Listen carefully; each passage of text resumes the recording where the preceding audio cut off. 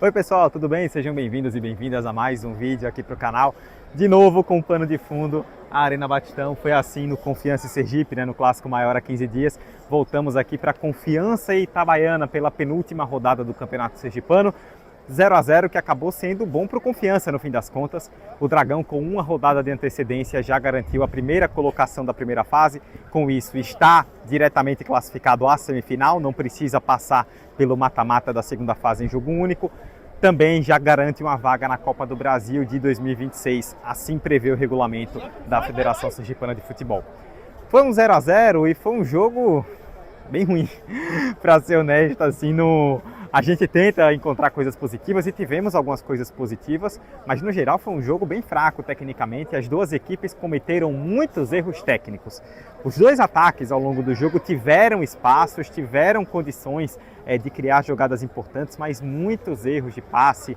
Sabe aquele penúltimo passe antes do cruzamento, antes do passe decisivo para uma finalização? Os dois times errando muito nesse sentido. Foram poucas as oportunidades mais claras de gol. O Confiança teve uma aos 20 do segundo tempo, com o Neto, que ele cabeceou na trave. E depois, mais para frente, já na reta final, em uma boa troca de passes, o Wellington, que entrou no segundo tempo, teve a chance de finalizar na cara do goleiro Léo Souza, mas perdeu o timing da jogada e não finalizou. O Itabaiana não teve nenhuma grande oportunidade e foi curioso ver o desenrolar dessa partida, porque taticamente ela foi muito interessante.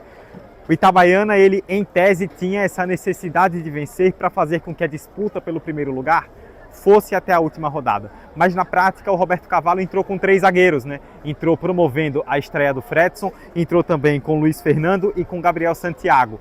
O Chiquinho, o capitão da equipe, como lateral direito. Quando o Itabaiana não tinha a bola, o Chiquinho voltava como lateral direito e o Gabriel Santiago era o lateral esquerdo. Quando o Itabaiana tinha a posse da bola, o Chiquinho avançava quase que como um ala, deixando os 3 zagueiros. Qual foi a questão? Durante o primeiro tempo, o Confiança atacou muito pelo lado direito, com a dobradinha, com o Valdir Júnior e o Ronald Camarão. E o Kesley, ponta esquerda do Itabaiana, não estava conseguindo dar sustentação na marcação.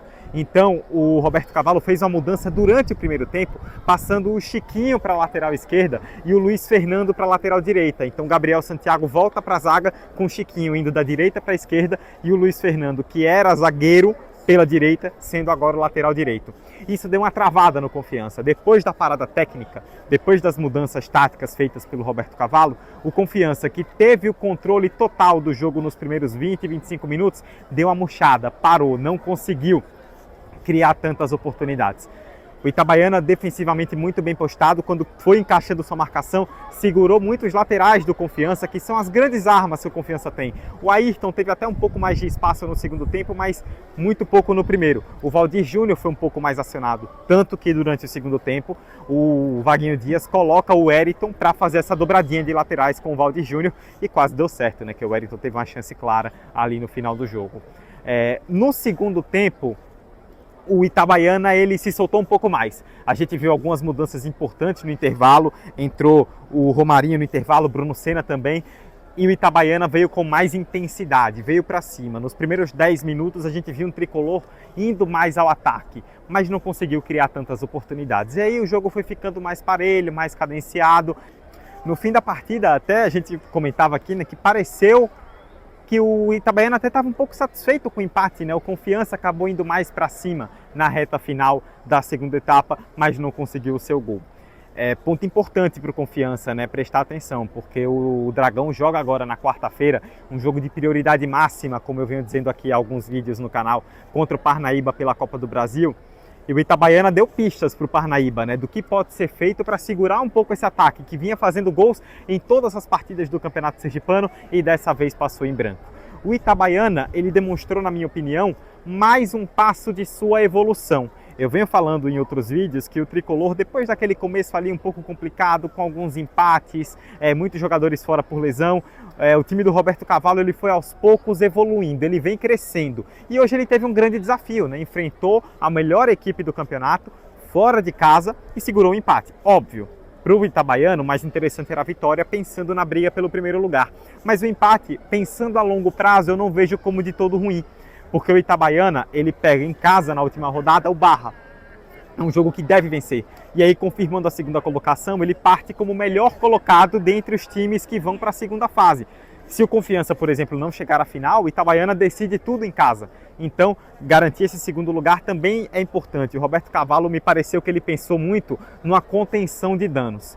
Já o Vaguinho Dias, mesmo com o Confiança tendo a vantagem do empate, ele manteve o time indo para cima, né? A gente vem falando do DNA do Confiança, ele fala muito isso, né? De manter esse DNA ofensivo, e assim o foi. Mesmo no momento em que o Confiança poderia segurar o empate, porque o empate seria mais vantajoso para ele, como realmente foi, o time continuou indo ao ataque. Tentou o gol, mas não conseguiu, muito por mérito defensivo do Itabaiana. A defesa do Confiança também foi bem. O Confiança não trouxe nenhuma grande novidade tática, muito naquele esquema que ele já costuma jogar. A grande diferença foi a entrada do André Lima, que jogou o jogo inteiro, inclusive, né? Bom que se destaca, ele voltou de lesão e atuou os 90 minutos, é um jogador importante do meio campo do Confiança. O Itabaiana não deu tanto espaço para o André Lima, tanto que as melhores oportunidades dele foram finalizações de fora da área, principalmente no primeiro tempo também. O Confiança começou a apelar muito a chutes de longa distância, que não deram muito certo. Mas, repito, os dois times tiveram seus espaços, tiveram suas oportunidades, mas muitos erros técnicos, muitos erros de tomada de decisão. Em vez de um passe, um drible, um enfeite a mais antes de um cruzamento, ou um passe para um jogador quando poderia ser para outro, um chute em vez de um cruzamento, a gente viu muitos erros de tomada de decisão, e isso influenciou diretamente no resultado da partida. Poderíamos ter visto um jogo com gols, as duas equipes têm capacidade para isso, mas com duas defesas bem postadas, um jogo mais amarrado no meio de campo e muitos erros de tomada de decisão no ataque, o 0 a 0 acabou sendo justo. Acho que o empate, e principalmente o empate sem gols, refletiu muito bem o que foi a partida entre Confiança e Itabaiana. Quem sorri com isso tudo no fim das contas é o Dourense, né? Porque com esse primeiro lugar garantido por Confiança, ele vai a Nossa Senhora das Dores na última rodada apenas para cumprir tabela. E o Dourense tendo que vencer e secando o Barra, que joga justamente contra o Itabaiana no Mendonção, para conseguir se salvar do rebaixamento. A briga do rebaixamento, que parecia que poderia já até acabar nesse final de semana, chega aberta, e muito aberta sim, para a última rodada. Durante a semana eu vou trazer mais conteúdo aqui para o canal, falando justamente sobre essas definições da rodada final, o que está em jogo, as probabilidades de cada equipe. Tem também Copa do Brasil com Confiança contra o Parnaíba, vamos estar acompanhando tudo por aqui. No mais, muito obrigado a vocês pela audiência que vocês têm dado aí nesses últimos vídeos do canal. E claro, para quem está chegando agora, não conhece o nosso trabalho, se inscreva, ative o sininho para receber as notificações, deixa o like, não cai o dedo e faz com que esse vídeo chegue mais organicamente à maior quantidade de pessoas possível aí no YouTube. Muito obrigado mais uma vez pela audiência e até a próxima. Valeu!